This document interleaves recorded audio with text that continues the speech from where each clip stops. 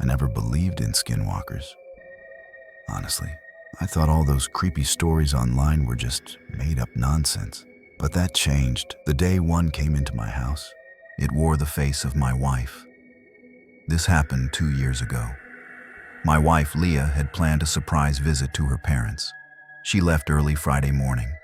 I was supposed to go with her, but I had a deadline at work, so we agreed I'd come the next day, Saturday morning. That night, Friday night, I was alone at home. Around 2:13 a.m., I heard knocking. 3 slow, deliberate knocks. I froze. My heart started racing. Something about it didn't feel right.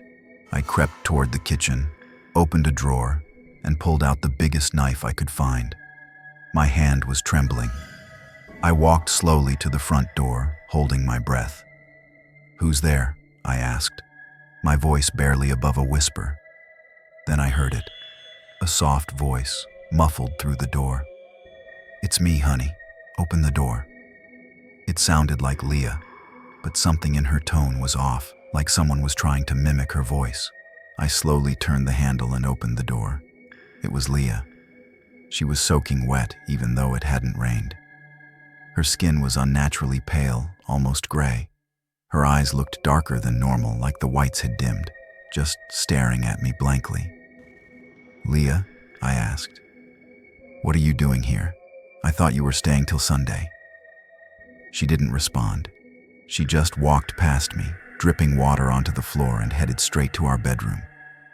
I followed her, confused and still clutching the knife. "Are you okay?" She didn't answer. She just lay on the bed with her back turned. Her breathing was slow, steady, too steady, like it was being timed. I figured something must have gone wrong. Maybe the surprise visit went badly. I told myself I'd talk to her in the morning, but I didn't sleep that night. Around 3 a.m., I woke up to a sound, a clicking noise. When I turned over, she wasn't in bed. She was sitting in the corner of the room, knees pulled to her chest, face hidden in the shadows. "Leah," I whispered. She didn't move, but she started humming. A slow, tuneless hum, like a lullaby without rhythm. I asked her what was wrong. No response, just humming. I left the light on that night. Saturday morning, she was acting normal, but not really. She mirrored everything I did. If I scratched my chin, she scratched hers. If I yawned, she'd follow 2 seconds later. But her eyes never matched the expression. It was like she was learning to be her.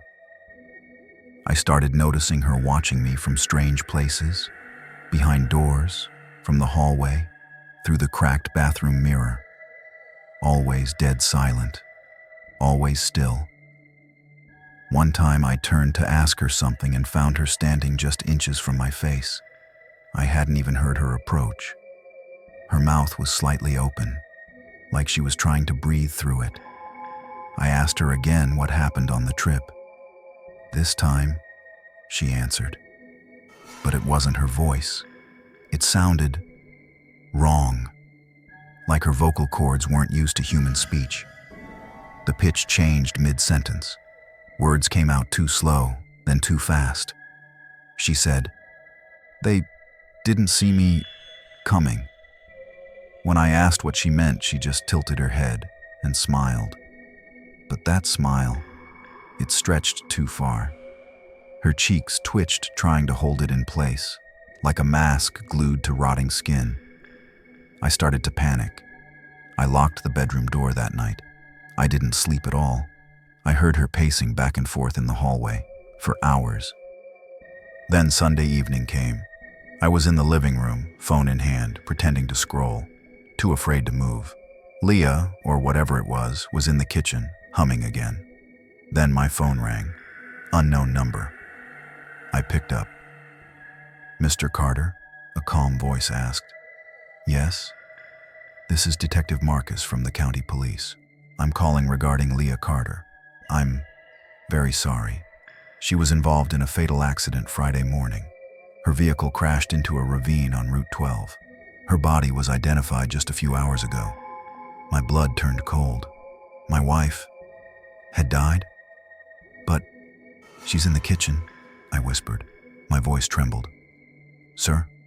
She's right here. She came back Friday night. There was a pause on the line. Sir, that's not possible. I dropped the phone. The thing in the kitchen turned and looked at me. It knew. It walked toward me slowly, smiling. And then, right in front of my eyes, it vanished. Like smoke pulled into a vacuum. Gone. No trace, no sound, no scent, nothing. I called the police. They searched the house, asked me questions, took my statement. They found nothing. No one believed me. They said I was grieving, that I was confused. Some even suggested I was having a breakdown. But I know what I saw, what I lived with. I don't know what it was. I don't know why it chose her face. But if you're watching this right now, look around you. You might not be alone.